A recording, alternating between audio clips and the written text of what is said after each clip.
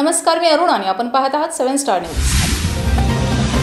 विटा येथील पत्रकार प्रसाद पिसाळ यांच्यावर झालेल्या खुनी हल्ल्याबाबत आरोपीवर गंभीर कारवाई व्हावी, सोबतच विटा परिसरातील गुन्हेगारी मोडीत काढण्याच्या मागणीसाठी सांगली जिल्ह्यातील सर्व पत्रकारांनी बुधवारी सांगलीचे जिल्हाधिकारी अशोक काकडे आणि अतिरिक्त पोलीस अधीक्षक रितू खोकर यांना निवेदन दिले।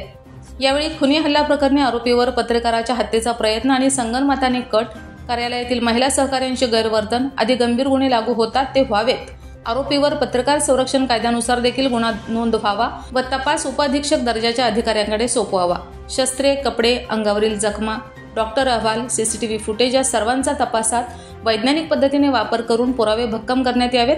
आरोपींना संघटित गुन्हेगारी कायदा, मकोका, झोपडपट्टी दादा कायदा किंवा त्यांच्यापासून शहराला आणि सामान्य जनता, व्यापारी यांना गंभीर स्वरूपाचा धोका असल्याने त्यांच्यावर किमान 1 वर्ष कारागृहात स्थानबद्ध करण्याची कारवाई करावी।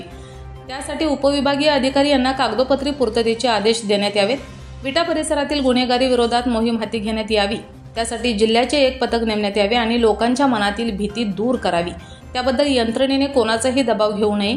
विटा पोलीस ठाण्याची प्रतिमा सातत्याने घडणारे खून, अपहरण, मारहाणीच्या घटना, परागंदा आरोपी न सापडणे, ब्लॉग्स प्रकरण यामुळे डागाळली आहे। त्याबाबतचा योग्य बंदोबस्त आपण आपल्या पातळीवर गंभीरपणे करावा, अशा मागण्या यावेळी करण्यात आल्या।